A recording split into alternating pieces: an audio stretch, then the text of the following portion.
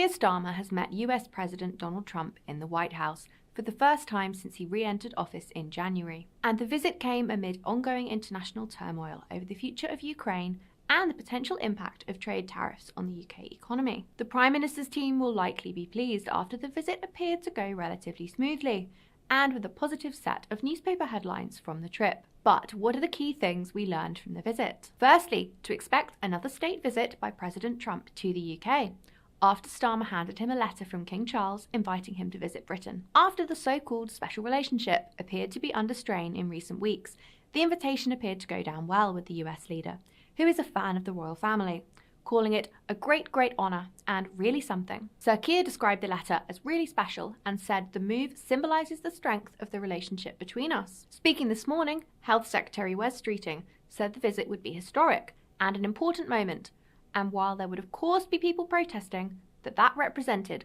one of the amazing things about living in a democracy. What about trade tariffs? One big task for Starmer during the US visit was to persuade Trump against imposing tariffs on goods imported from the UK, hiking costs for firms.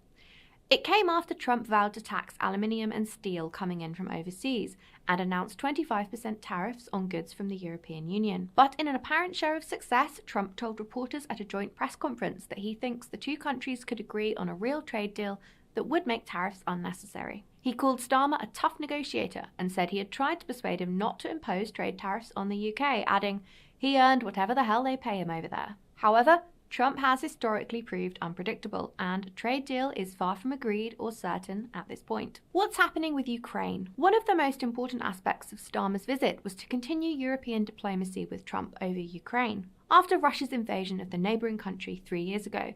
During the US election campaign, Trump said he would be able to end the war in one day. Since taking office, he has initiated talks on a peace deal with representatives of Russian leader Vladimir Putin, and even falsely called Ukrainian President Volodymyr Zelensky a dictator and wrongly accused Ukraine of having started the war. European leaders have called for Zelensky, who may sign a deal with the US over rights to Ukraine's critical minerals, to be involved in any discussions on his country's future. And this, as well as securing American security guarantees as Europe continues to help Ukraine defend itself, was a key element of Starmer's trip to visit Trump. So how did that go? Trump has suggested if businesses were operating in Ukraine thanks to the minerals deal with the US, that would act as an effective backstop against another Russian invasion after a ceasefire. Starmer was pushing for the US military to provide surveillance, intelligence, and potentially warplanes for air cover, and has hiked British defence spending and said he is prepared to deploy British troops as peacekeepers if the US offers security guarantees in Ukraine. The PM will now meet with 18 European countries on Sunday to discuss the war and stress the importance of doing and spending more in the defence and security of Europe. Starmer described the discussion with Trump as very productive, and Trump said the US is working towards a very achievable ceasefire,